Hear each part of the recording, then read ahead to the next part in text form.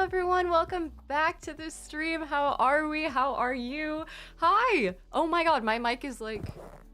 That does not need to be there. This needs to be over here. How are we? Holy shit. It has been so fucking long, and I'm so sorry for that. It's mostly because I was on a trip. And I can't talk about what I was doing on that trip yet, but I swear as soon as I am able to, I 100% will. There's some really cool stuff happening, and potentially some really cool projects that I get to work on and be a part of, and so I'm stoked for that. Let's see. How is everyone, though? How are you guys? Oh my god, hi everyone on Instagram. Anime King DC says hello. Hi! Also, I think my camera's a little bit weird. Oh no, that's okay. That's not that bad. It's a little bit weird for TikTok, but that's fine. Everyone on TikTok is just gonna have to come over to Twitch anyway. But... Hello! Holy shit, guys, war shit has been going crazy. My entire For You page right now is just like, I'm not even eligible for the draft, but my entire For You page is just people talking about the draft. And like the fact that it might happen, it's not gonna happen, you're fine. But it's like, holy shit, there's so many videos that are like, hey guys, here's what fragging is. This is a great term to know right now, and it's the funniest fucking thing. Oh my god, Skulder, thank you so much for the 5 gifted subs. Holy shit. Also, hi to Miriak and DBCU, both of whom renewed their subs as well. Vujira's on 3 streams in a row. Nonster's on fucking 80, which is insane. Welcome back, Nonster. Hello. Hi, Captain America. Hello, hello. Good to see you. Let me make sure that I can see YouTube as well, because we are live on YouTube also. How have you guys been? London, hello. Hi. Yves says, did anything with the non-payment lawsuit go down? There's been some slight changes, and then I got involved in a separate thing regarding the fact that someone's contract was like super shady, and so I had to send a contract to my legal team. So there's been more legal fees. I haven't gotten the bill for those yet, so I don't know what they'll be. But it's always worth it. Holy shit. Unfortunately, that money never came back from the legal stuff, so I kind of just ate that. But we're working on it. It's a complicated process, complicated thing. But let's see. Oh my god, Paul Map Guy says, and a pleasant holy shit to you too. Hello. Hi! And Thincture says, hey Dan, I hope you're doing well. Thank you for the sweatshirt. I'm literally wearing it right now. It's very comfortable. Yeah, so that entire closet is actually full of my own merch. Because I feel personally, and I will say this, I feel a little bit weird wearing Slut for Lore shirts out about in the town, because unless I'm actively going to a game store, people are gonna be like, what the fuck are you talking about? So I usually, except for the crop top, dude. Crop top, it's no longer available, I don't think. Holy shit, and that's not a me thing, that's like a Fourth Wall thing. Fourth Wall just decided to stop like having them. It's so fucking cute. It's like light, it's sweet. Phoenix says, where are the cats? They're sleeping. They're having a little nap right now. I'm so sorry. I know I said I'd give cat updates. They did go to a vet appointment last week, and they got put in like the cat equivalent of a straitjacket. I posted about it on YouTube. So it was the cutest thing ever. Basically, they take like this fucking straitjacket for cats. They wrap them all inside it. They slam them down onto a table sideways, and they just give them churu to just kind of like lick while they get their shots and everything. And they slowly pull one leg and then the other out of like the little like straitjackets. Your butt deck says, darn, I was looking forward to wearing a Slut for Lore crop top while I deliver mail. I do wear my own merch. Actually, I wear it quite a bit through TSA, but I wear the white on white or the black on black version. So that way it's just like slightly less noticeable. But there's nothing I love more than my own fucking merch when I'm traveling, especially the blanket, dude. I'd live and die by that fucking blanket. Oh man. And that's not even me trying to sell something. That's just me being like, genuinely, it's good shit. But DBC said a burrito. Yeah, burrito. Also, someone on Instagram, hello, asked, Forever DM, I believe, said, what cons are you going to this year? So my first one is coming up in a couple weeks, where I'm going to be at PAX East. So if any of you guys are going to be at PAX East, please, please, please come find me. I'm doing a couple different panels. One is on how to not be a dick to other players. Kind of what I talked about in my video today, where it's like, hey, here's how you can bring other people into the spotlight, celebrate other players, not have main character syndrome all the time. And basically, it's called We Are the Main Characters, where it's all about how both the DMs and the players can make the table a lot more fun for everyone. I'm also going to be doing Monsterology 101, an incredibly fucking popular panel. I think we've sold out and run out of chairs every single time we've done it, which has been so much fun. I've been part of it almost every time, which has been amazing. And then there's also right afterwards an actual play that I'm doing. The Storyteller Squad is hosting a comedic Monster of the Week actual play on, I think, a pretty big stage. We're actually going to be like, we have a whole ass video advertisement in the front hall of the convention center. Like, it's pretty big. Hi Ty, hello. Forever DM says, oh, great topic. I'll be at WonderCon in a couple weeks. I have heard good things about WonderCon. I know a lot of people are going there. So there's WonderCon. I'm not going there, unfortunately. I missed ECCC. And I'm not going to be doing Rose City. I don't do any Comic Cons really, unless I have a specific reason to. So sorry about that. But I will be at PAX East. Following that, I'm going to be at Gen Con, PAX West, and PAX Unplugged. So 4 total this year. And, you know, I probably won't do TwitchCon just because it was kind of a shit show last year, but we'll see. I would like to. I would like to believe that I could enjoy it more than last year and not get harassed all the time by random IRL streamers, you know? Out of Print GM says, greetings from Yorkshire. Hello, I love your guys' pudding. I've never fucking had a Yorkshire pudding. I just know that it's a thing. It could also be like a completely different than what I'm imagining. The way that like black pudding isn't actually like pudding. It's just what they call it for whatever fucking reason. But Max says, what? I was really looking forward to getting a crop top. It might be available. So Fourth Wall does this thing where the shit goes in and out of stock all the fucking time. Hold on, dineoftherose.com. I'm pretty sure the Slut for Lore crop tops are still a thing. The Slut for Lore collection. We have a t-shirt, we have a hoodie. All this shit's embroidered. Oh, we do have it. Yeah, so we have a cropped hoodie where you can get black and white. You can also do white on white if you want it to be like extremely fucking subtle. It is there. You just have to get really close to see it. This is, I'm pretty sure I have, I think I have this one, which is black text on a white hoodie. It's fun. It's cool. I like it. Sterling says, hey Diana, long time no see. Hello. And Nakiju says, well, it's not pudding. So is it not? Or is it? Oh no. Also, Yvette says, I wouldn't be surprised if TwitchCon had no female creators because of the whole Emery fiasco and their lackluster response. Yeah, and that was like, what, first day? I was there. Not actually while the incident happened because I got to the con floor really late, but like, I don't know. As far as cost benefit, TwitchCon is mostly to see my friends, and most of my friends are coming to other cons this year. So, you know, it is a little bit cheaper for me to go to than other cons though, just given the fact that like I have a place to stay, where I usually have to get hotels for other cons and things like that. But let's see. Hi Sterling, good to see you. Long time no see. Trashy Mannequin says sausages and Yorkshire pudding equals toad in the hole. What the fuck?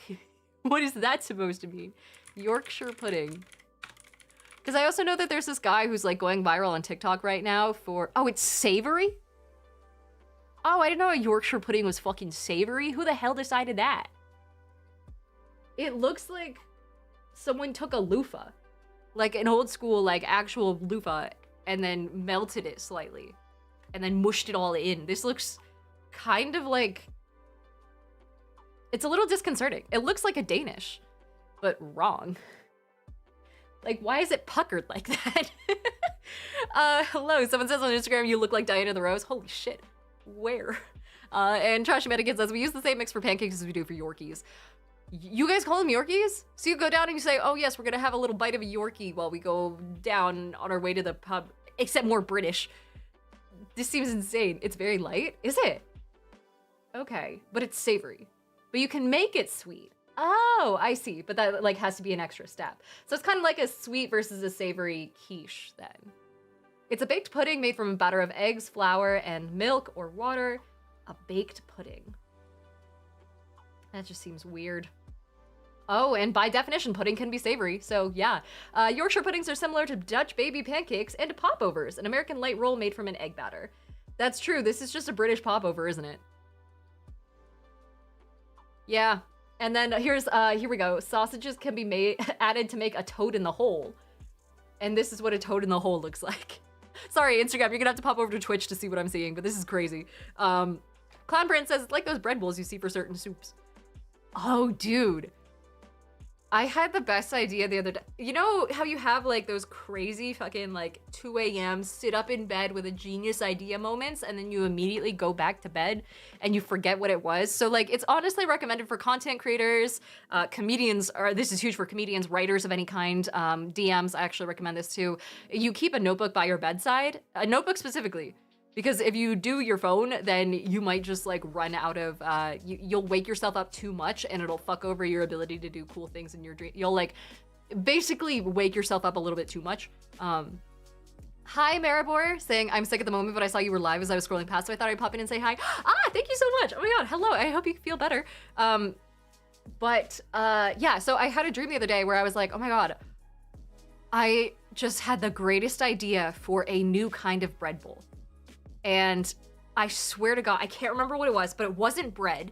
and it was a bowl for some type of popular food substance that I really like. And I was like, oh my God, what is the, oh wait, hold on. Vinny says, where are you streaming? Currently on YouTube and Twitch, but Twitch is definitely the better place to be because I see YouTube only sporadically on my UI, on my overlay. But Twitch is definitely the place to hang. Also, hello to everyone who hopped over to Twitch, including Baxter, Joby, and blah, blah, Find the Face wants you to hydrate.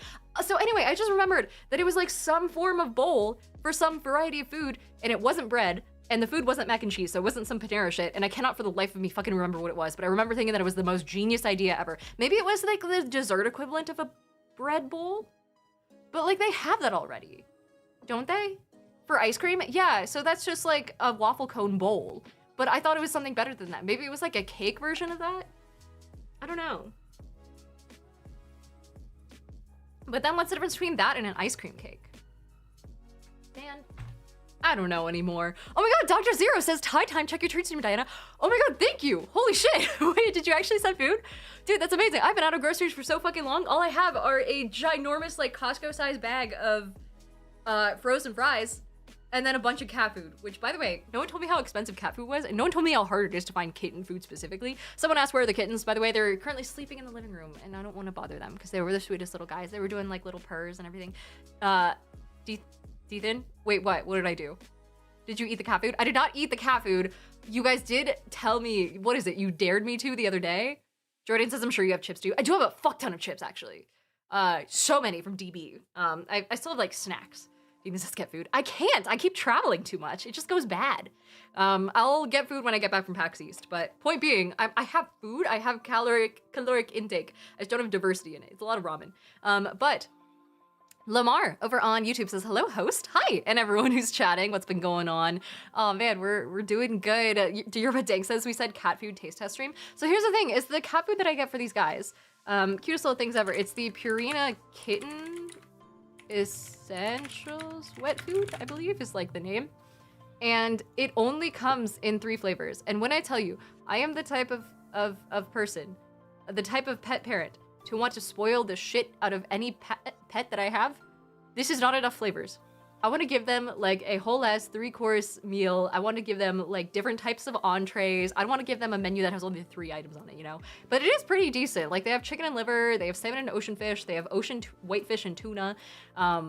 It's not, I don't know which they like the best, to be honest.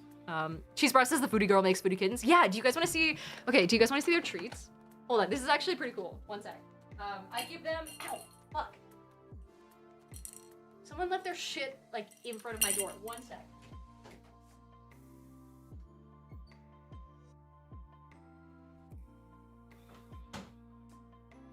So I give them a couple different types of treats. There's like the Purina food, obviously, and then I also have like these Vital Essentials freeze-dried treats.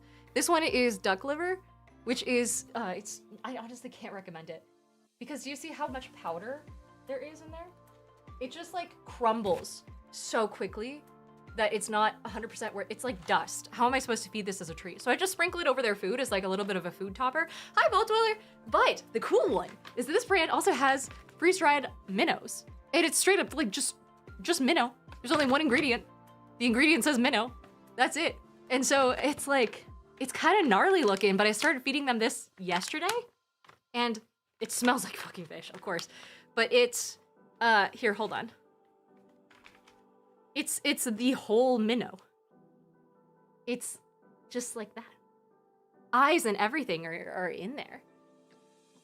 It's, it is very freeze-dried though. It's like rock solid. But I am breaking it in half and like kind of putting it on their food and making sure that one person doesn't steal, one cat doesn't steal all of both pieces. But this has been like their little food topper. I have also seen people do dried minnows are a really tasty treat. Yeah, it's just straight up. And like we have so many size options in here. I gave them some pretty small ones to begin with, but like it comes with a decent amount. Cats need a fuck ton of protein, like a stupid amount of protein. And that's one of the things that someone asked if I'm a food reviewer. No, I'm just talking about my cat's diet. I have done food review streams in the past where I took like 20 different kinds of apples and taste tested them. I taste tested MREs as well. I'm just a foodie, that's all. And I want my cats to be foodies as well.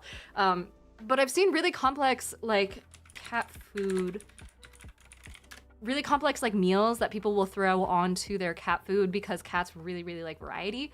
And so people will have like, you know, things like the raw minnows for sure. They have like this fanciest fucking feast, a savory treat, a bisque, if you will, for cats. And like, yeah, it's just like little things you can sprinkle on top of their food. And people will create like they'll get whole ass livers, you know, chicken livers and things like that, and add them on top. They'll have like little quail eggs. They'll do whole raw diets, which is one of the very few things I remember from my college education about diets was that cats need so much fucking protein. It's insane. Like this one is freeze-dried quail egg yolks. And you can add this on top of your cat food. And it's like the coolest fucking thing. Like they eat fancier than I do. I wonder if I could cure my own egg yolks. It kind of makes me want to get like a little freeze dry machine. I don't even know how freeze drying works, but I want to learn so I can give the cats, just like so many things. Ivan says, how many cats do you have? Just 2, but they are litter mates. They're brother and sister. The boy cat beats the shit out of the girl cat, but in like a cute, adorable play fighting way. And then she like is so much smarter than him. It's very stereotypical, honestly. Not to anthropomorphize, but it is incredibly stereotypical. Trashy Mannequin says, I tried locking my cat out of my room tonight because he keeps trying to sleep on my neck, but now he's crying at the door and I feel so bad, so I'm letting him in. Yeah, so also Bat says, I love that you keep calling them kids. Yeah, they're my little kids. They're my little guys. But let's see. CT Boomer says she does a lot of nerdy stuff too. Pretty cool content. Yes. Holy shit. I just saw the coolest thing. Oh wait, Crayhack says the egg stuff is specifically fertilized eggs and highly concentrated. Dehydrating eggs will not suffice. Have you guys ever had actual like, oh my god, not dehydrated egg. What do you call it? Like, cured egg yolks? Cured egg yolks are so great. And they're so fucking easy to make, by the way. Okay, so here we go. It's quite literally 3 ingredients. And it will enhance your life and make you feel so fancy. Cured egg yolks. All you have to do is you take eggs and you like separate out the yolk and then you put it in a bed of like you'd fill a Tupperware container essentially with half salt, fine grained salt, and half sugar. And you just gently make little pockets in the mixture. You lay the egg yolk inside, you cover the top with another sprinkle of that half and half mixture, and then you wait for like fucking basically 7 days, about a week or so. And then you take it out, you open up the Tupperware again, you rinse off the egg yolk, you quite literally run it under water and like wash off the excess salt and sugar, and then it's hard enough that you can almost like grate it over something. It's like a, let's see. It's almost like a very umami sort of like topping for things. So you can grate it over steak. This one is it over avocado toast. And it's just like such a great addition. It makes you feel so fancy. And you can cure it in a bunch of different ways, you know? Like I said, a bunch of people grate it over pasta, steak, things like that. Like this is carbonara with cured egg yolks on top. And it's so fucking good. But yeah, let's see. Bahar says, salutations, what's this stream about? Top 1 recommended for me with no context. We just fuck around. We are gonna play Bergie's Cozy Kitchen later, where you guys can hop in and order burgers from me, which is the cutest thing. Also, Eddie TV says, my dad is getting raw chicken hearts for his cats. They seem to love it. Oh my god, wait. Raw cat food. Because raw diets do work pretty fucking decently well for cats compared to like most animals. Of course, it's fucking expensive. And you can't just use normal human stuff for the most part. I'm pretty sure you have to go out and get like actual butcher pieces, but like chicken legs and whatnot are pretty common. Like it's just so cool. Like I want to spoil my kids like this. This cat looks so happy. This cat looks like it's about to be disappointed by the quality of wine that it was served. I want that. I want my kids to be spoiled as fuck. Let's see. And then Lamar says, do stray cats eat anything they can find? Generally, yeah. Mice and things like that. Cats are also like the types of hunters that will 100% like just hunt for fun though, which is why they're so devastating to environments. This is why you shouldn't have, oh my god, one of fucking several reasons why you should not have actual like outdoor cats. In fact, in order to adopt the kittens that I had to straight up, I had to agree. They ask like, oh, do you want, you know, an indoor cat or an outdoor cat? And I was like, well, I want an indoor cat only. And if you don't say that, they will refuse to adopt to you. So it's like a very much required thing. Same with declawing. They're like, oh, do you plan on declawing your cat? And if you say yes, then they won't do it, which is good. We want that sort of like check ahead of time. Noster says, are you finding them super active at dusk and dawn? I don't think so. They're not super, they're pretty sleepy at dusk and dawn, actually. Not that I'm fucking up at dawn. Listen, I'm not awake at dawn. They can do whatever the fuck they want. They could be over there playing poker around a poker table. They could be, I don't know, finessing the stock market. They could be buying lottery tickets. They could be driving, I do not care. I'm asleep. I'm not gonna monitor their activity that fucking early. That being said, I have seen that they're pretty active in when I'm about to go to bed. So like, I'll be like, hey kids, let's go to bed, and like bring them into the bedroom, and like, there's like a 20% chance that they actually do lie down and cuddle and sleep for the rest of the night with like in bed with me. And then there's a fucking 80% chance that they instead use the opportunity to use me as a springboard. And so then I proceed to not get any sleep for the rest of the night. Which from what I understand is pretty typical, but mostly they sleep during the day. Adam Marsh says, yeah, dry cat food doesn't seem to be really healthy for them, dogs included. So yeah, it depends. You kind of need like an all-encompassing cat food. There's specific, oh god, I could find the slides from back when I was in college. For those who don't know, I studied zoology back in college, and I actually had a focus on animal behavior, which involved a little bit of companion animal research and things like that. And I was actually straight up given a chart of like how many grams of protein and whatnot that every type of animal should get. And you know, they recommended certain pet foods and told you what to keep an eye out for. You know, the whole grain-free stuff is, I'm pretty sure, a scam, actually, and all that sort of shit. I think it's either a scam or it's actually highly recommended that you get grain-free. I can't fucking remember. But Stormbrand saying, hello, I yet live. My partner is packing to fly over to Ireland to see me. I am hyped. That's amazing. Holy shit. And then congratulations. Also, Hayden, welcome in, and thank you so much for the sub for 3 months in advance at tier 1. So you get some new emotes there. That's wonderful. Brissidian, welcome back for your 45th stream in a row, by the way. Amazing streak you got going there. But yeah, with regards to cat food, I don't entirely remember what I did back when I was in college, but like, you have to compare cat foods for sure. I did talk to my vet, and they had their little intake thing the other day. I have a vet clinic that actually specifically caters to cats that I go to for them.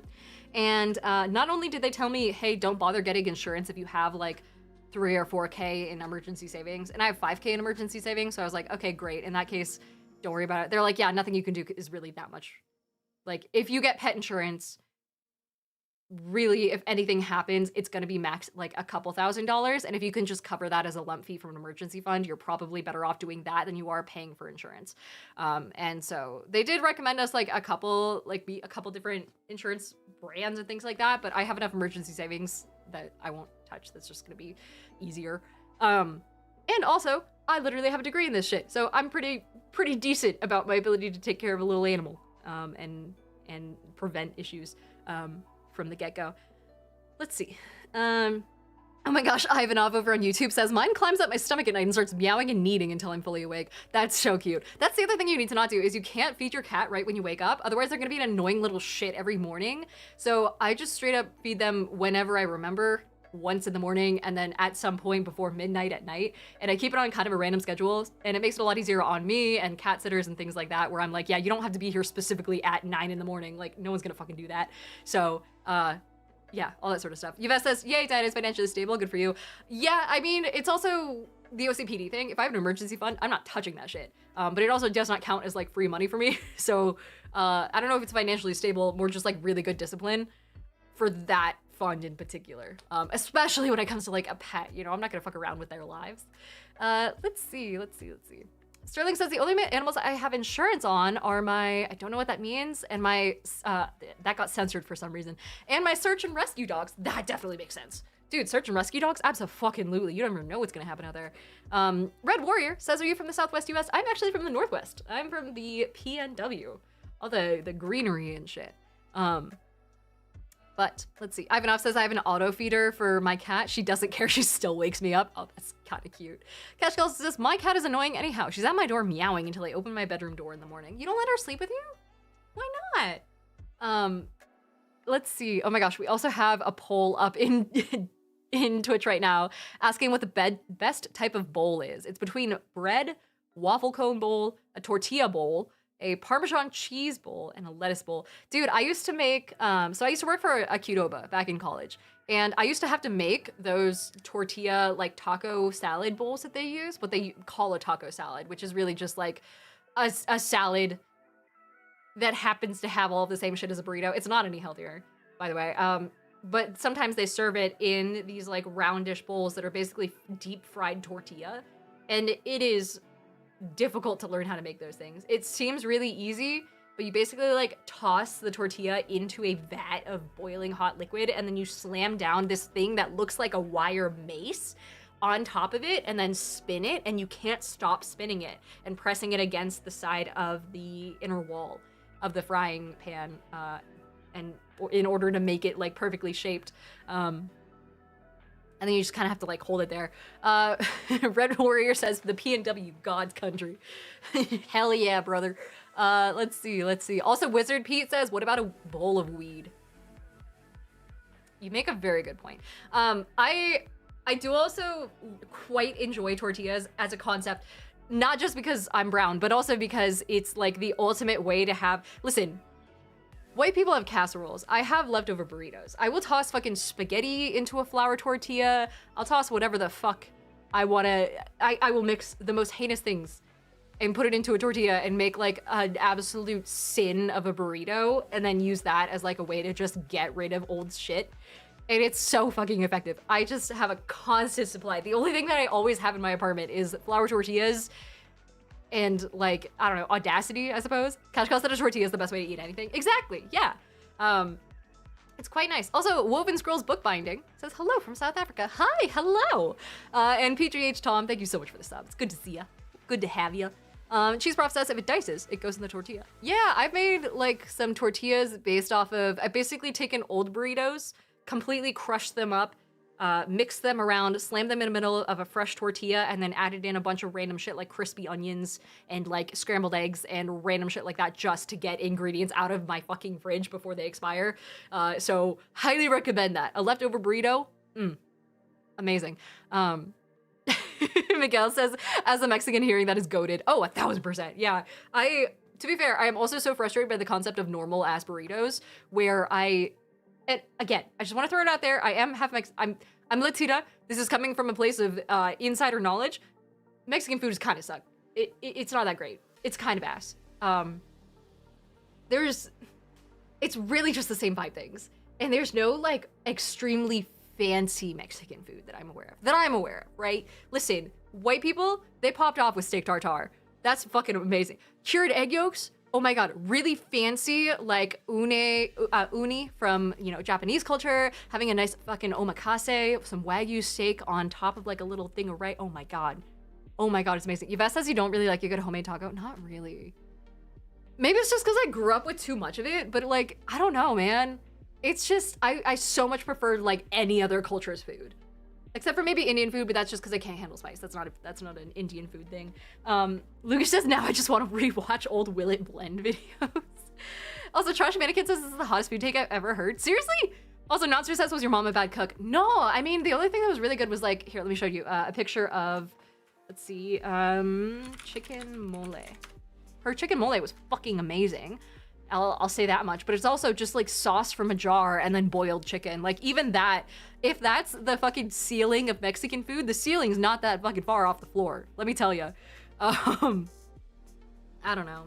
Tyler says, what are we doing in here? We're complaining about our own cultures, essentially. Tamales, not my favorite. It's really just, other than that, it's a combination of some variety of carb and then rice and then, you know, some form of meat and then beans. Like, there's not that much to it. So I don't, if you ask me like, oh, where do you want to go for your birthday dinner? If I say a Mexican place, it means that I've been killed and cloned and then replaced. Let's see. Meek Shawat says everyone else has Mexican in their top 3. No, dude. Fucking, oh my god. A nice omakase. 100% in my top foods. I will also say, we're gonna do a last meal stream here soon, probably tomorrow.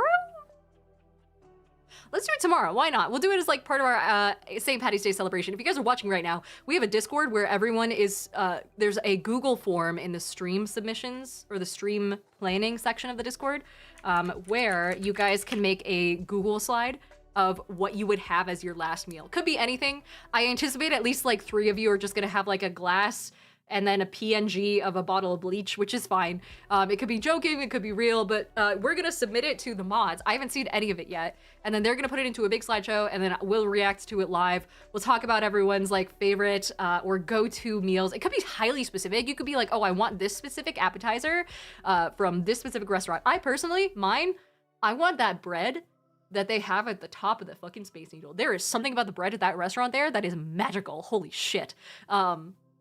So that's like top of the list. There's not a single scrap of Mexican food on there, but what there is like some caviar, some like uni, some like really good, just like a whole tasting menu, whole omakase.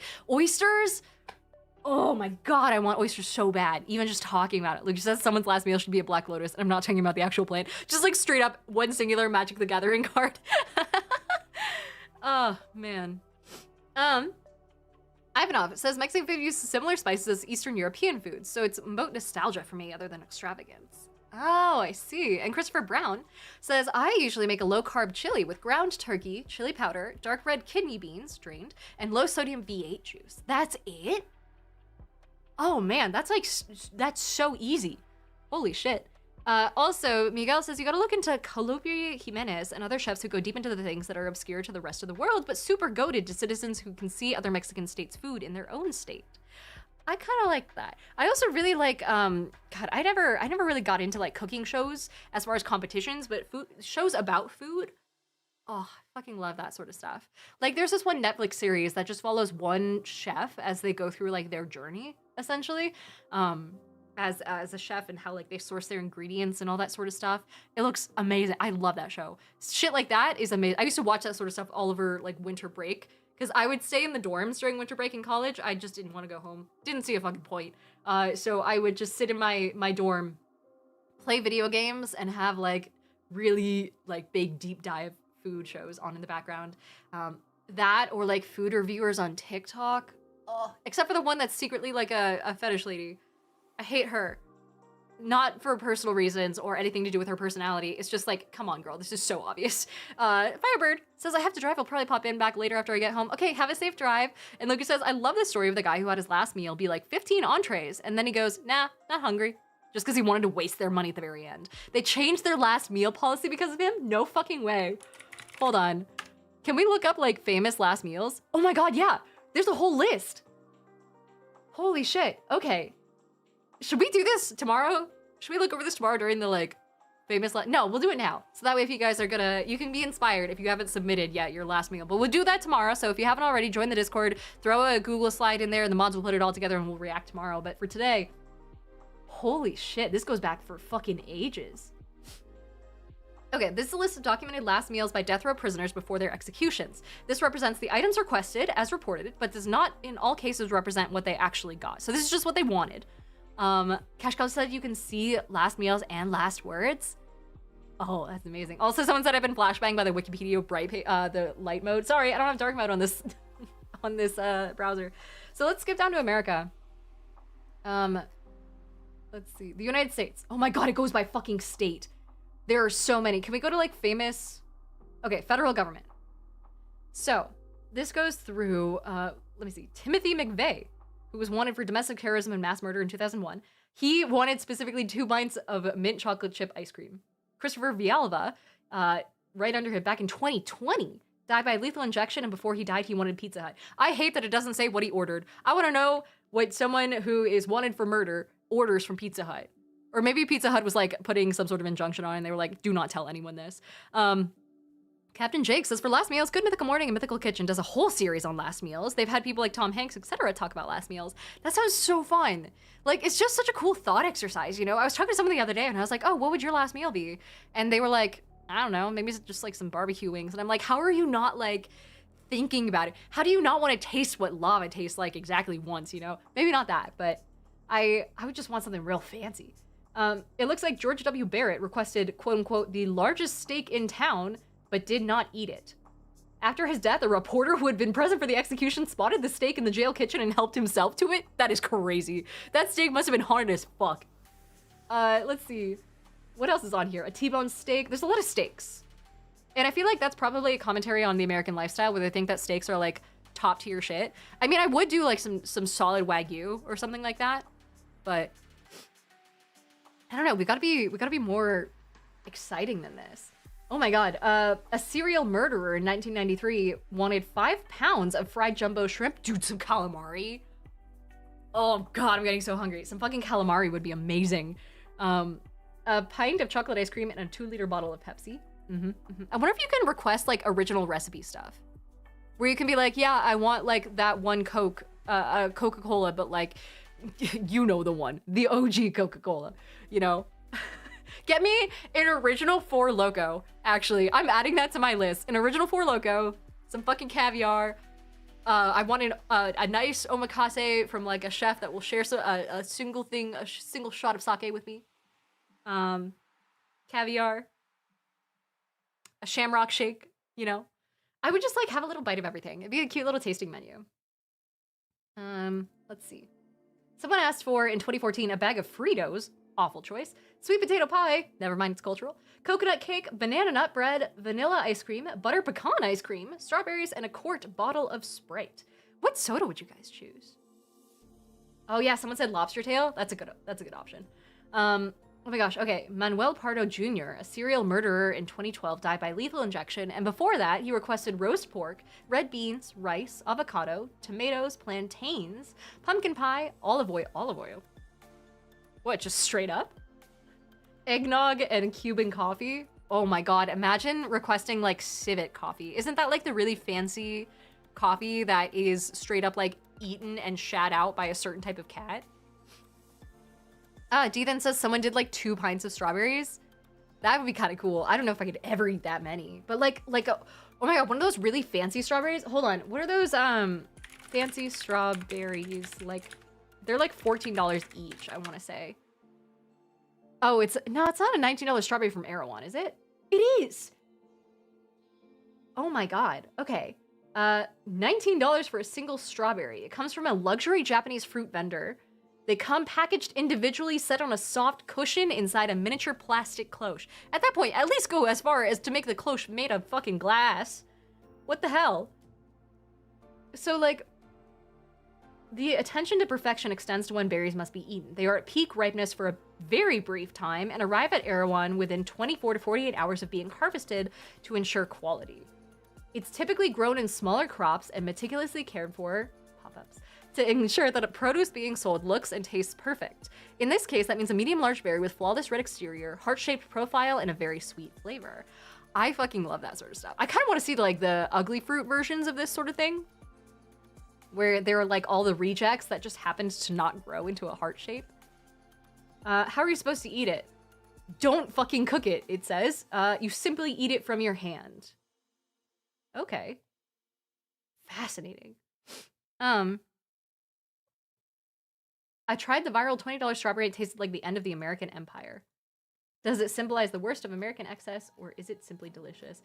Damn, yeah, that being flown in just to be put in a fucking Erewhon is crazy. I kind of want one now. Ugh, Dethan says submit your Google Slides for your last meal. Yeah, please do. I want as many to go through as I can. Ben and Spade says, I wonder if you can request alcohol. Can you request alcohol? Let me see. Alcohol. There's no term for alcohol, so I'm assuming it's not... I'm assuming it's not forbidden, is it? Wait, what the fuck? Charles Peace, a serial murderer in the UK, was hung in 1879. He requested eggs and a large amount of salty bacon, but then when he requested a glass of ice water afterwards, it was denied? What the fuck? That's so petty. What the hell? All right. Let's see. Oh. There's someone in Indonesia who was wanted for rebellion waging war against the country. And in 1962, he was sentenced to death by firing squad. But before he did, he requested a last meal that he shared with his wife and kids, but he didn't personally eat it. That's actually kind of nice that he was allowed to like share with his people. In Canada, there were 2 people wanted for murder in 1962, and they were hung. But they wanted steak, potatoes, vegetables, and pie, and that's the only entry for Canada. So I'm guessing the death penalty isn't much of a thing down there. Other states. Let's see. Steak, well done. Why would you have a well done steak on your deathbed? Pie a la mode. There's a lot of like steak and ice cream in here, honestly. Let's see. Philly says, what's going on here? We're talking about last meals. We're doing a last meal stream tomorrow where everyone can submit their last meals. Defiant J says, I'm shocked there isn't a murderer asking for human flesh. Not to be gross, thinking of the character Hannibal Lecter.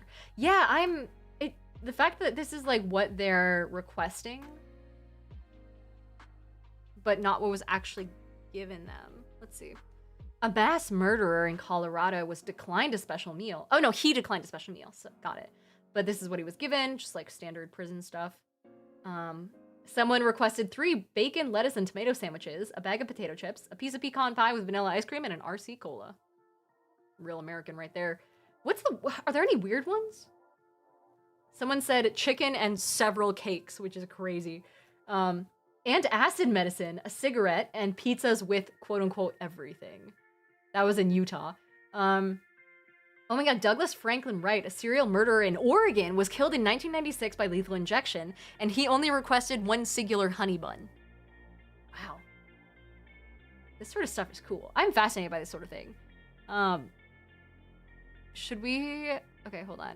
Last meals of death row inmates. Is this going to be like a picture thing? Oh yeah, in his No Second series, photographer Henry Hargreaves captures the haunting images of death row inmates' last meal requests. He believes food preference speaks volumes about a person's character and personality in any setting. Oh my gosh, okay.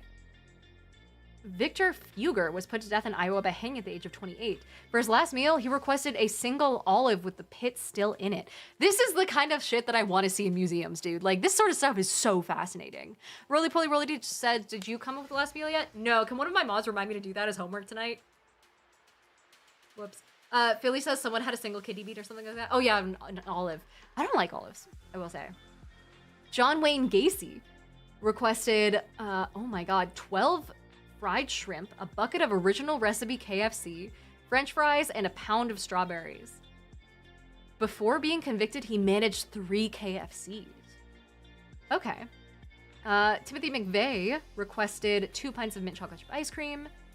Ricky Ray Rector was sentenced to death for 2 counts of murder. For his last meal, he requested steak, fried chicken, cherry Kool-Aid specifically, and pecan pie.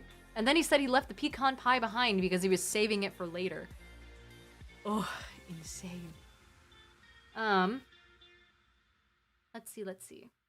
This one's not that crazy. Angel Nieves Diaz Angel technically, was put to death in Florida by lethal injection for murder, kidnapping, and armed robbery. He was served a regular prison meal, but he declined to eat that because he refused a last meal. Oh my god, what the fuck? Wait, hold on.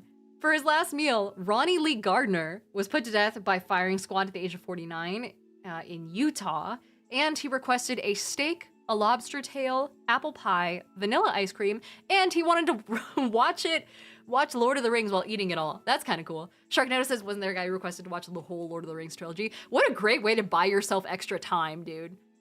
Wasn't it also a thing where someone, what was it? No, it was a bit in Inside Man, which, by the way, amazing Netflix series. If you guys haven't watched it, it's really fucking good. There's a thing where one of the characters in the show keeps getting his death sentence deferred because he switched to Buddhism at the last second, and they needed a priest of the faith that the executed person follows to be there at the time of the murder. Like, he requested that a priest be there, and that's his right. That being said, no one could find a Buddhist priest, and there weren't rules for it, so his execution just kept getting delayed and kept getting delayed.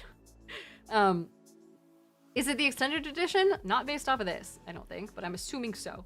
Ted Bundy! Damn. He requested a steak cooked medium rare, eggs over easy. Oh no, he was given a traditional last meal. So it's steak, medium rare, eggs over easy, hash browns, toast with butter and jelly, milk and juice. Kind of like a half breakfast sort of thing, but I'm here for it. Let's see. There was someone who died by electric chair who requested lobster tail, fried potatoes, half a pound of fried shrimp, 6 ounces of fried clams, half a loaf of garlic bread, and 32 ounces of A&W root beer. There's some cool shit in here. I kind of like this. A lot of this stuff is pretty normal, though. It's like a food photographer, essentially. Anyway, what else are we talking about? Divine Jace says it doesn't say what Albert Fish requested. Let's see. Who is Albert Fish? Oh, good. A cannibal? Oh my god. I can't say some of this stuff that he did, but his Wikipedia page is fucking intensely long. Okay. His last words were reportedly, "I don't even know why I'm here." And it took 2 jolts before he died. Okay. He didn't... It's not listing his last meal, unfortunately. So I don't think it's there. Dude, I used to watch, I used to listen to true crime podcasts, but one in particular, it was called Serial, I think. And it was all about serial killers, but it went back to their childhood and talked about like their different disorders that could have caused them to be a certain way, different ways of their childhood and their rearing led them to become serial killers and things like that. I've never heard of this guy though, but they would have definitely covered him. And I like that they didn't try and go into like dramatic recreations, which are honestly just kind of cringe. They actually just were like, hey, objectively, this was his childhood, this is what happened, here's what he did, here's step by step everything that happened, and they do it in such a monotone voice that it's crazy. And it's so fascinating on the psychology side of things. Ty Rachson says, Serial, I love the podcast. Yeah, it's so cool. I'm honestly surprised that they didn't they didn't run out of serial killers, I suppose. Hayden says, do Americans eat lamb? It's not as common. And I don't know why. It is possible, like, you can get it, but you usually have to get it at specific, butcher shops and things like that. Lysander, hello, saying morning everyone from Singapore. Hi, and then Javiv, thank you so much for joining us for 40 streams in a row. Welcome back. We also have a hydrate from Mint Man, which I can absolutely do. Haha. Eli Hoover says, my brother had to listen to Serial for a class. That's a great class. Honestly, that sounds so fucking fun. Let's see. And then Cheese Prof says there's a trifecta for young serial killers, and that's hurting animals, head trauma, and bedwetting. Isn't it also like pyromania is one of them as well? That there's like a, I don't know, like an escalation of sorts that you can get to, where it's like you start hurting animals, you burn shit, and you bedwet. Or something like that, I think. Let's see. We have a bunch of new people who followed, by the way. Startimus, thank you for the 1 bit. The one and only Puzzle, thank you for the sub and for the follow. And we also had Mr. Highkill, Joe, Fredo, JPG, or Fredo, JPEG, Z Goblin Boblin, hello. And Benzin Spade, Arisag, one and only Puzzle, of course, Yoda, Enjoyed Life. Hi, you guys, welcome in. PJH Tom, thanks for the resub. And Ad Hoc, good to see you. Hello. Let's see. Sharknado says, I got into podcasts in the early days because one of my writing classes in college, we had to listen to an episode of This American Life. I don't know what that is, but I feel like I've heard that name. Also, someone says not reciprocating yawns is a huge sociopathic indicator. Is it actually? No way. Like, legitimately? Or are we just saying like, oh my god, if you don't yawn back when someone else yawns, you're a psychopath? Lysander says, I love true crime documentaries, but some of it scares me. I've really liked...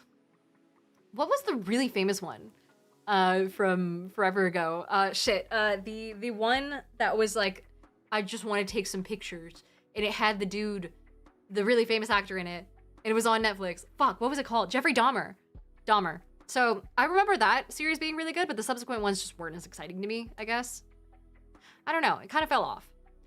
Cheese Prop says, pyromania can be a part of it. It's mostly about destruction in the fire, though. Where on Discord should we talk about this if not general? Oh, probably on general, I think. Also, Ethan says, Diana, look at YouTube. Wait, why? Oh my god, hi. Jesus, Meesker, hello. Thank you so much for the $100, tip, the super chat. That's amazing. That was only a few minutes ago. I hope you're still here. That's so sweet of you. I'm so sorry. So I look at a YouTube chat through an overlay, so I don't have to have YouTube up at the time. And the overlay does not show super chats. But that's amazing, saying let the kitties enjoy the extra toys. That is so sweet of you. They've been really into tunnels recently. So I will absolutely use that to get them more tunnels. Thank you so much. They also said, I wonder who has the healthiest last meal, even though it's probably a good time not to worry about cholesterol. That's such a good fucking point. Because I imagine to a certain degree, a good amount of it has to come from the fact that like you have nostalgia for certain foods. So for example, like a specific mod salad that I have on my treat stream is like my favorite salad ever because it has roasted garlic cloves and it has like tomatoes, like sun-dried tomatoes. It has like 7 kinds of cheese in it. Obviously, not all that healthy, but it's like, it just tastes so fucking good. Then I would probably have it on my last meal as well. Are the cats here yet, says Phoenix? They are, but they're sleeping. They're like here in the apartment, but they're just like, I don't want to bother them too much. And Lysander says, yeah, Jeffrey one is so good that I got scared. It was intense. And like showing the neighbor's perspective and like all these different points of view and like the just wild incompetence of the police is insanity. The lobotomy, the chemical lobotomy that happened, that was wild. It's so cool. Trash Mannequin says, I never watched Dahmer because I heard they were disrespectful to some of the victims' families, and I also thought the way they advertised was way too aggressive. I don't remember the advertisements. I just remember the internet buzz about it. I think. Also, Hater says, hi Diana, how is everyone? We're doing good. Sharky also says, also, cool psych fact, people will almost always look towards the person they feel closest to in a room when in a group setting to reflect their reactions to things. Yeah, I have heard that. So like when there's this trend on TikTok and things like that, where a group of girls who have a guy friend will try and test to see if their guy friend has a crush on one of them by basically having him stand in a room and they all at the same time turn and look at him. And then whoever he lands his eyes on first, they consider that to be their favorite, like his favorite. Hi, Jason, how's it going? Oh my God, guys, everyone say hi to Jason Charles Miller. Amazing human being who I finally fucking ran into at the Game Awards. And it took forever. Jason, are you coming to PAX East? I know you've been busy, but hopefully I'll see you there. And is actually also the mastermind behind the, where is it? The Epic Encounters that I showed off like ages ago, if I remember correctly. Unless I'm thinking of the wrong one. I have so many of these boxes, but this was the Trian one. So yeah, that's Jason.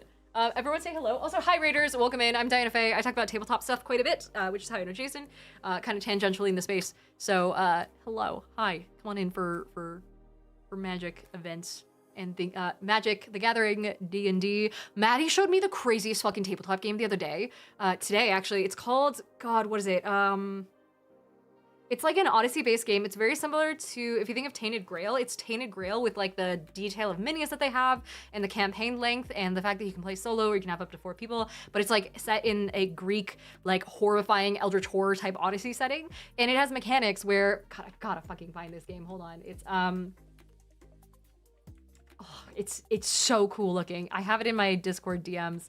There we go. Eon Trespass, that's what it's called. Let me show you this. This is insane. But Jason, you're not coming to East because it's the same weekend of another event. That's okay. I always kind of figure it's a bit of a shot in the dark. I'm like, oh, it's like a 20% chance that Jason can actually make it. Otherwise, you know, I don't blame you. Hope you have fun though. We'll let you know how things go. Worst case scenario, I'll probably see you at Gen Con, I hope. But thank you for rating. Thank you for trusting me with your audience. Yeah, Sharky says the epic minis are amazing. I'm running my first session with a new group tomorrow. Oh, hell yeah.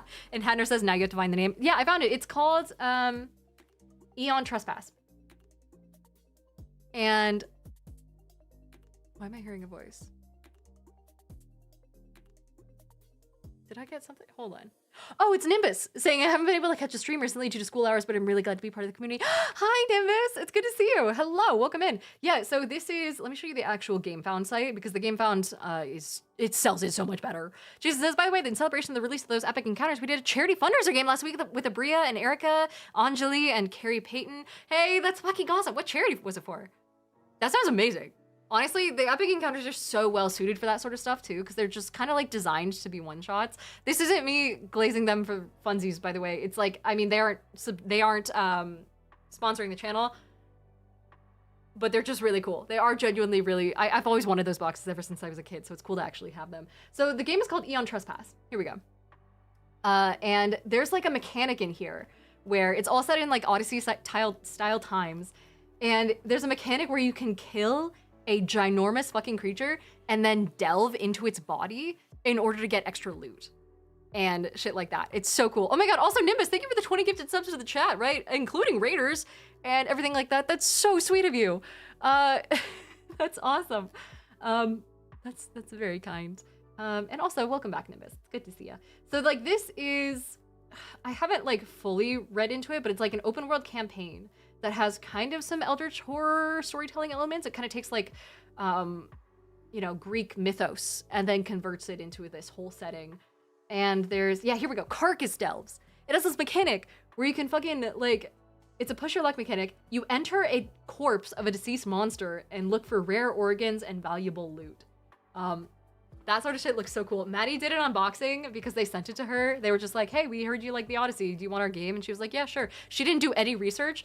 And then the next thing she does, this massive fucking box shows up with hundreds of minis. And she's like, Diana, I don't know where I'm going to put this. Michael says, just put that on a map. The like monsters themselves? No idea. I haven't looked into this at all except for when she like told me about it.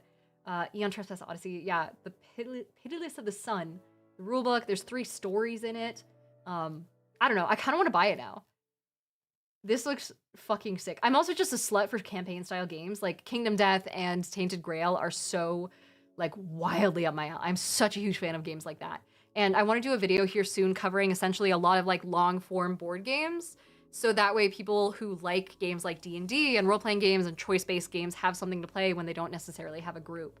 You know, and aside from like the TTRPG dice rolling stuff, I want to show people more board games that accomplish the same thing, Gloomhaven and Frosthaven and that sort of stuff.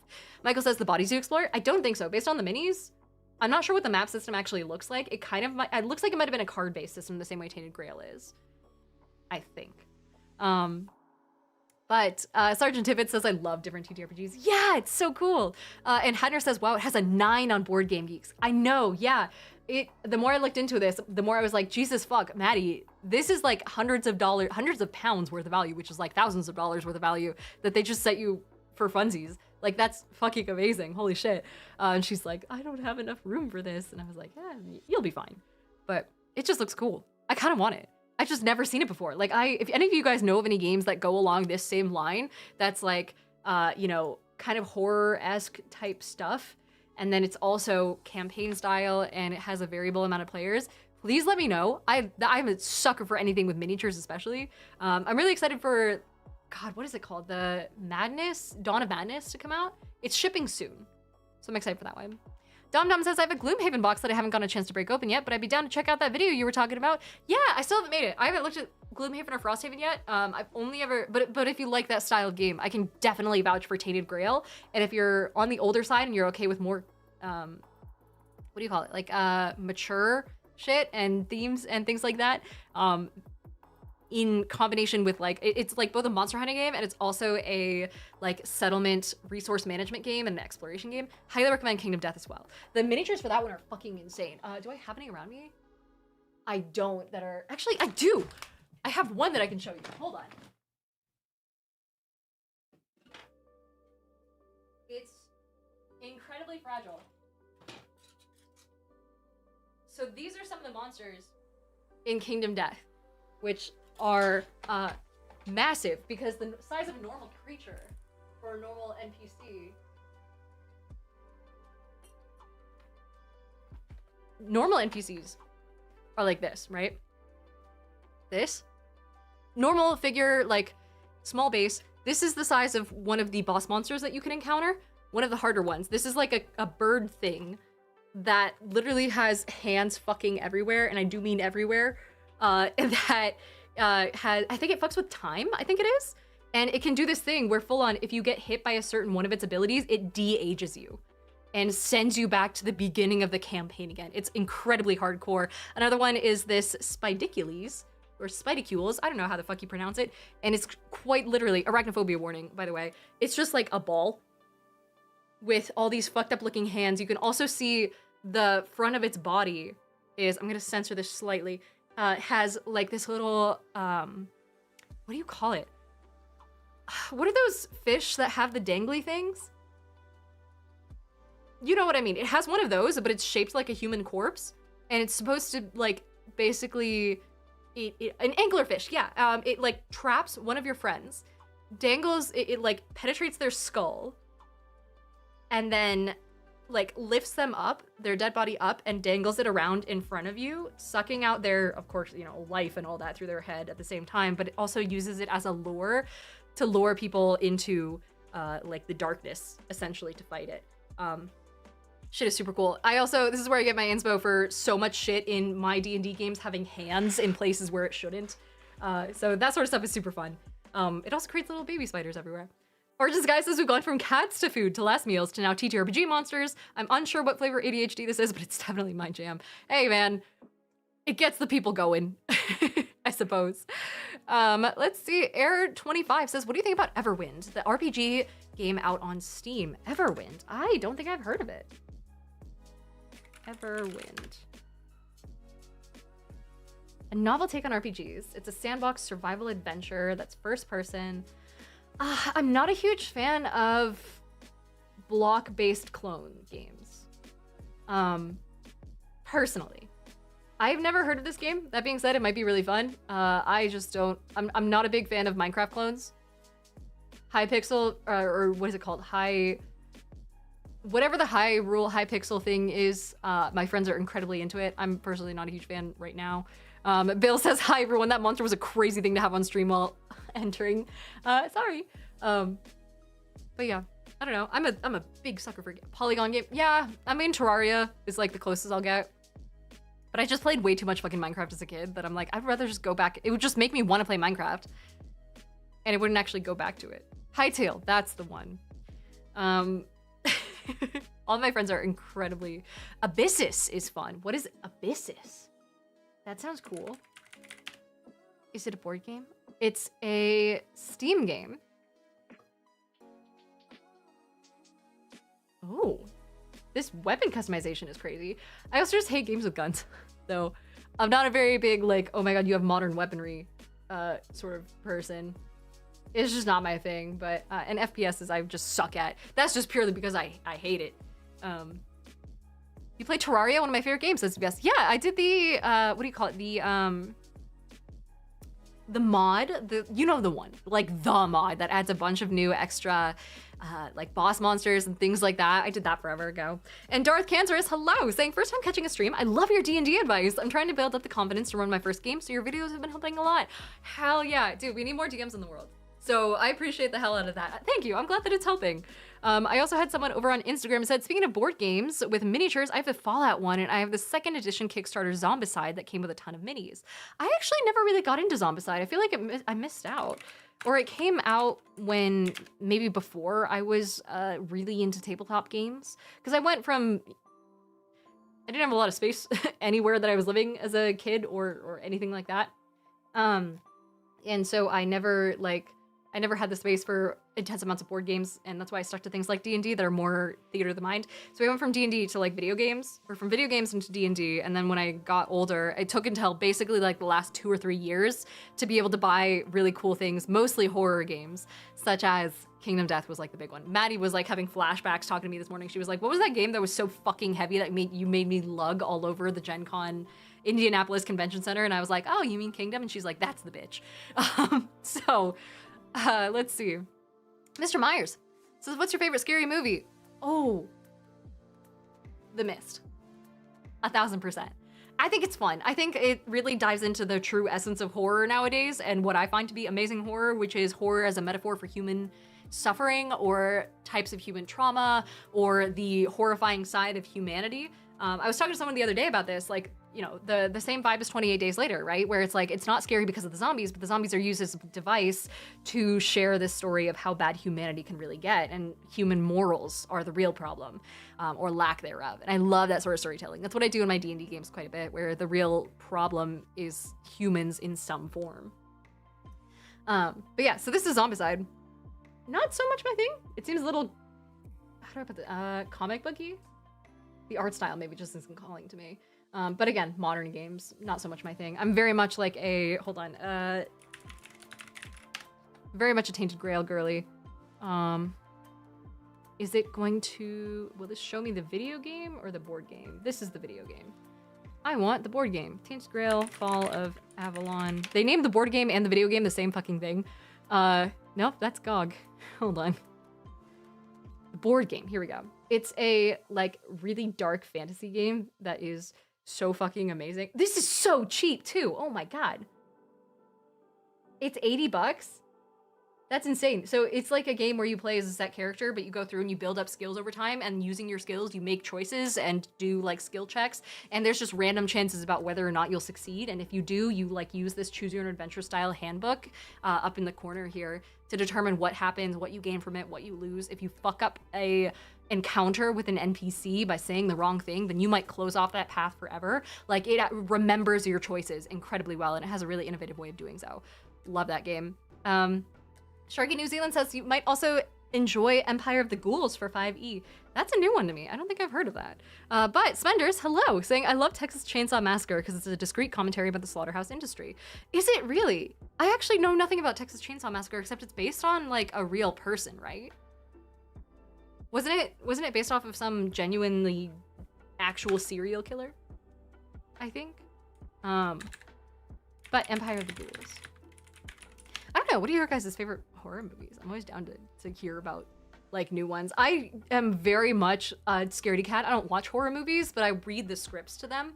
And then I'll sometimes watch them by daytime after I've read the scripts and after I've watched the like Cinema Sins or Cinema Wins, so I get a vibe for how the jump scares and things like that are gonna look. And so I know what to expect. Let's see, Most Average Gamer, hi. And Eli says, very excited to play Wormlings with my mom's students. She doesn't know yet, but it's fine. Oh, that's awesome. I'm glad you got it. And then Michael says, Wreck, a Spanish horror film, was incredible. Oh, like as in recording, is it like a found footage thing? Someone says mine is Jeepers Creepers 2. I always thought Jeepers Creepers was like a parody. The same way that Scary Movie was. But Nimbus says, thriller movie sideline. Have you ever watched Vanishing on 7th Street? I haven't. I'm not a big, is it a slasher? I don't really like slasher horror as much. Oh, someone said it was based on Ed Gein. Yeah, that makes sense. Michael says, yep, Wreck is found footage. The first and second are really good. I might have seen a little bit of it, actually.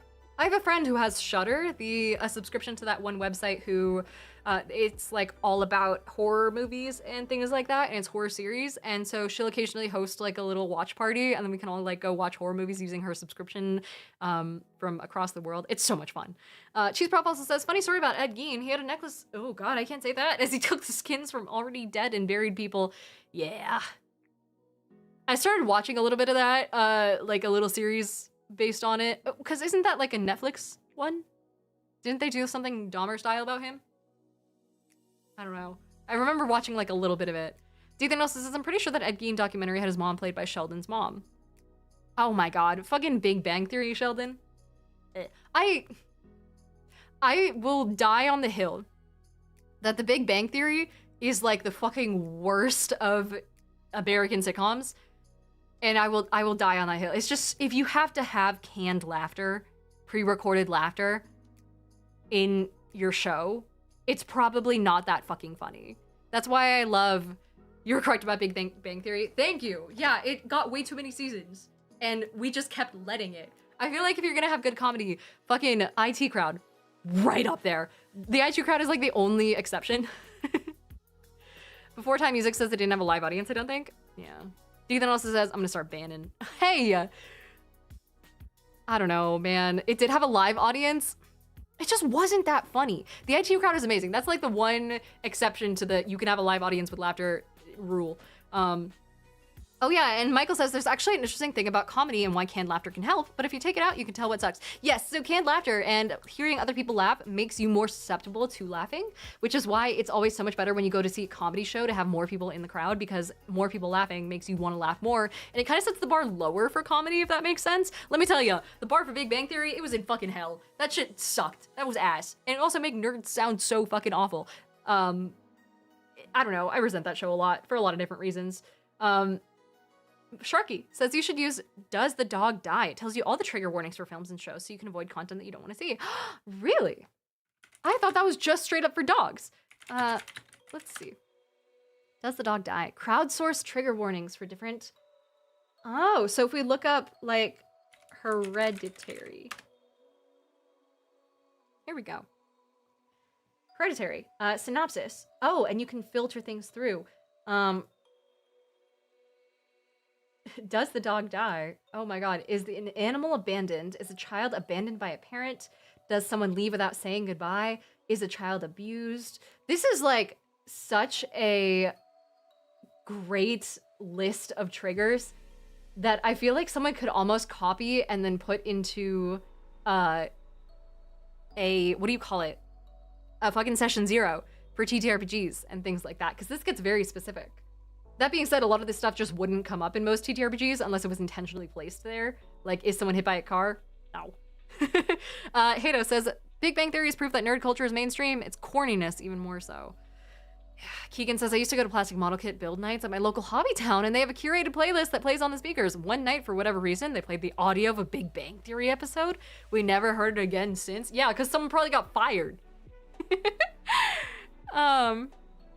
Oh yeah, and Michael says comedy is a social thing. For comedy shows, I try and get the audience to sit near each other. If they're scattered, it dies. Yeah, I feel like comedy clubs, if they don't do that already, should take that into account with their seating charts, where it's like, oh, we know we only sold such and such tickets. We should probably only have this many chairs, but like in a center area, you know, as opposed to, because people will spread out if they have the chance to. Cheese Bra says that would be very good for a session 0. Yeah, it's got some pretty, like, does someone drown? Is there a nuclear explosion? Spoiler, there isn't one for Hereditary. Things like that. Sort of stuff is so cool, man. I like horror movies from the outside. I like horror games. I like all that sort of stuff. I don't like being scared, though. Michael says, the side fact is most places you do stand-up isn't meant for stand-up. Really? What is it meant for? Oh, as in, like, third-party, like, random theaters and things like that? That would kind of make sense. I've only ever been to one live comedy show in my life, maybe 2. It was actually Ben's show, Ben Brainerd. That I went to in Portland, and he went totally off fucking script, so he was like, yeah, that wasn't actually really my show, but, you know, glad you came, and I'm like, yeah, dude, happy to be there. Yeah. What was I talking about? Oh, yeah, Cheese Bro says, oh, I was really hoping Hereditary would have a nuke. Can I say, I haven't seen, what's the, Chernobyl. That's it. But I remember mid-pandemic, it was like such a big thing. That and Tiger King were like right up there with what people were watching. Michael says I performed in bars, barns, giant community centers, grade school gymnasiums, banquet rooms, etc. Oh shit.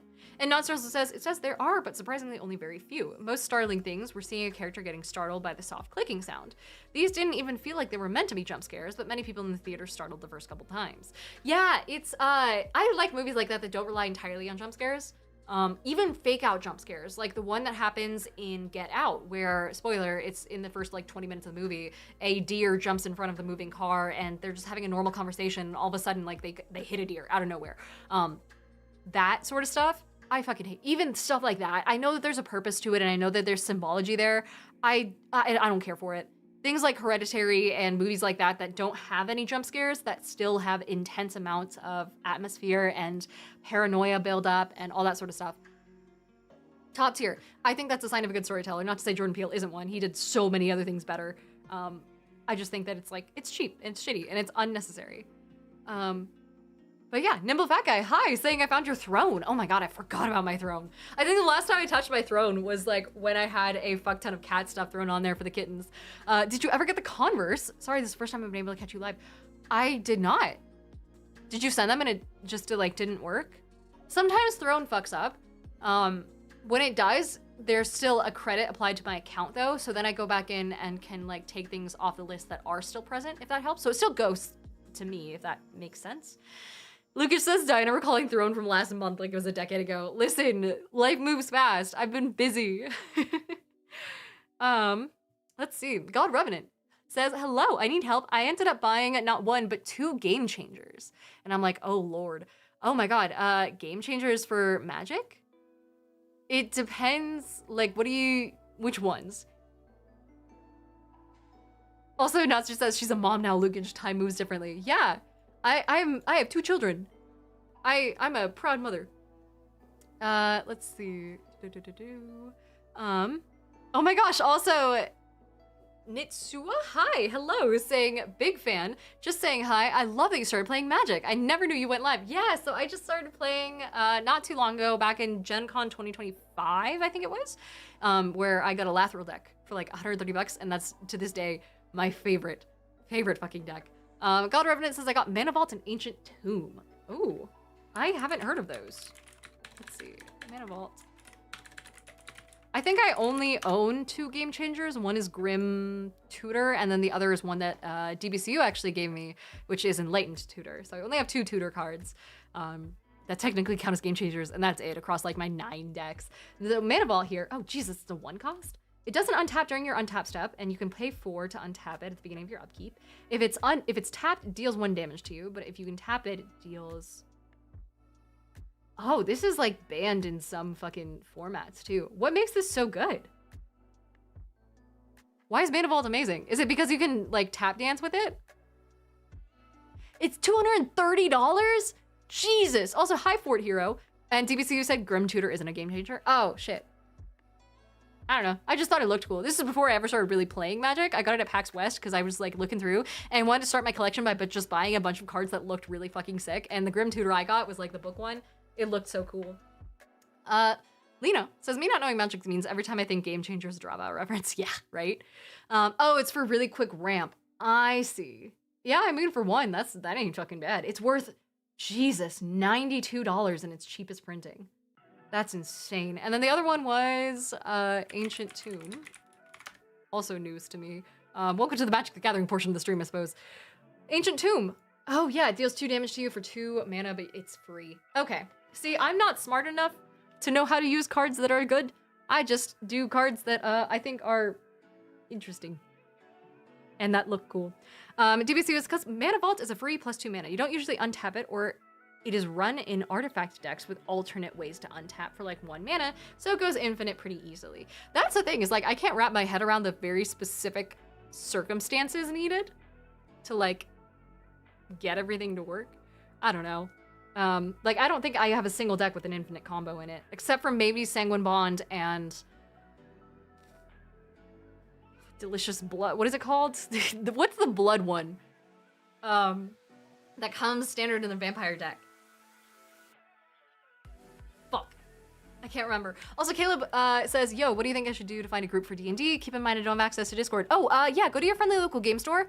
Ask them if they have, like, not Forgotten Realms, Adventurers League nights, that's the name, where you can drop in and join like a session or 2 with a recurring character, and it's almost like doing a little guild quest where you go in, you play for like, you know, maybe 3 or 4 hours, and then you leave. And if you do that enough, you'll find a group to play with, trust me. Same with like doing little one-shots for holidays and things like that. Either that or start playing. Exquisite Blood, that's the one.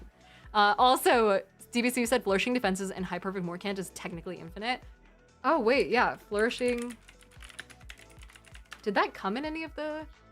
Yeah, okay. Whenever a -1/-1 counter is put on a warrior, on a creature, you may create a 1/1 green elf warrior creature token.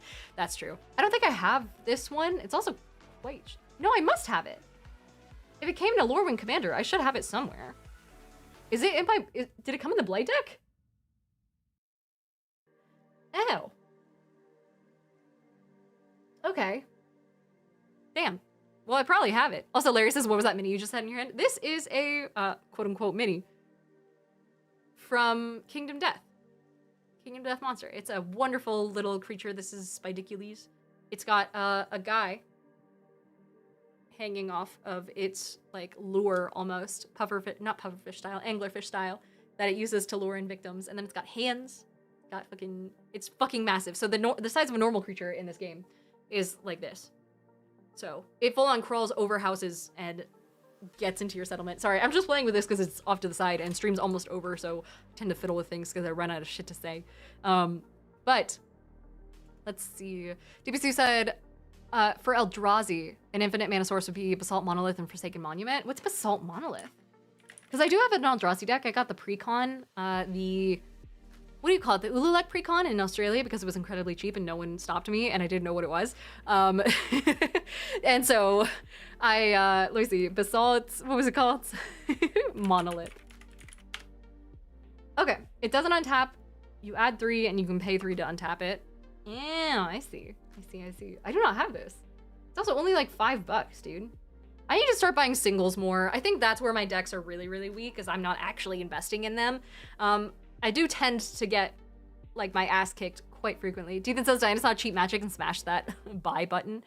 Oregon's guy says Diana has an Eldrazi deck. One of us. I have an Eldrazi deck, Elf deck, Krenko that I built myself. Don't blame me. Vren the Relentless. I have both of the Lorwyn precons. What else do I have? I swear I have another. Oh, I have the Autumn precon for Lenore, Autumn Sovereign. Just a little guy enjoyer in Krenko. So Krenko, I actually, this past weekend, I was snowed into a cabin with a bunch of content creators, and I pulled out Magic cards, and I was like, hey, who wants to learn? And I got Hannah into Magic the Gathering. Hannah plays D&D, into Magic the Gathering by having her play Krenko. She kicked ass fucking immediately, and she's like, I love this game. This is great. And I'm like, that's how they get you. I also have the Hazel precon, I believe. Yeah, DB says squirrels. I do have that one because DB gave it to me. But yeah, lots of stuff. I do kind of want to get into the upcoming Strixhaven things. Fingers crossed. I'm excited for it. There might be some stuff headed my way.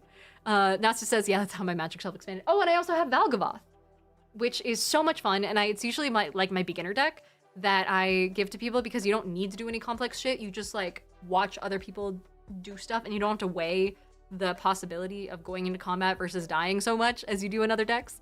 So it's either that or Lathril or Krenko that I send to people to learn with. It's a lot of fun. And then you just don't have to watch other shit. Spender says Strixhaven is a cool setting. This will be my first time looking at it, but Astra says Duskborn is goated for real. Yeah, so hold on. I also just really like that they went into horror and it was actually like kind of scary shit. So this is Duskborn House of Horror. It's a little bit more of a modern thing. They have like full on TVs, but it's basically talking about all of these like horror tropes and things like that. All of the fear of cards are fucking amazing. The art is so fucking cool. It is genuinely like kind of scary stuff, which I always love to see. All of the fear of cards are like enchantment creatures. It does a lot of enchantment stuff. And they also have these room cards that I ended up buying a whole booster box of Duskborn stuff. And it's so fucking cool. I love it. I honestly kind of want to buy another one because there's such cool things in here. But maybe I will later. Maybe at the next convention. The extended art is so good. Like the lands are fucking amazing. It's just really cool. I like it. I just think it's neat. I also found a Marvin in there, which I don't know what to put it in, but I will eventually. Genuine Jim says, I started to get back into Magic a few weeks ago and picked up the Bloomborough Raccoon Precon. I actually haven't seen that one yet. I don't know anything about it. I know that there was like some raccoon character that got banned for a while, but then brought back. I don't know. This is all new to me. I'm still learning, but my God, am I having a great time with it. Let me see. So since we're talking about Magic, someone said, hey, hang on, and then we'll be able to go right into Whitney. Let me message Whitney, smoking glue guns, and be like, psst, when does your stream start? I want to raid. Because she's currently playing Whitney's live. She may be traveling. She did tell me she was doing Monday Night Magic today. And if you don't know, my friend Whitney, Smoking Glue Guns, is an amazing content creator, a wonderful dice maker, and then also plays Magic online with a bunch of other content creators in the D&D space. And she does themed Magic the Gathering nights for stream. And today's stream is un-nights. So she's fully doing like illegal cards. It's all just like cards that you cannot use in a normal game. I believe hers is it's like, I'm 90% sure she's doing the pony stuff from, this shit. From the secret layer drop. That's just like all My Little Pony shit. So I'm pretty sure she's doing this sort of stuff. But here we go. Yeah, things like this. So you can tell by the gray border that you can't do it in a normal game.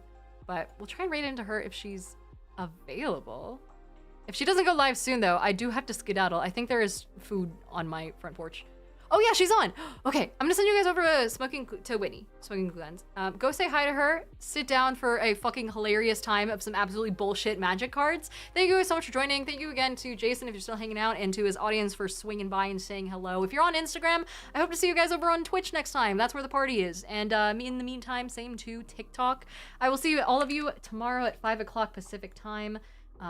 Because that's when we're doing our next stream for St. Patty's Day. We'll probably be playing some more games that are like related to, we'll probably do some games that you guys can join in on. But yeah, let me end this live and I'll send you guys over to Whitney. Again, see you guys tomorrow at 5 o'clock Pacific. Bye-bye.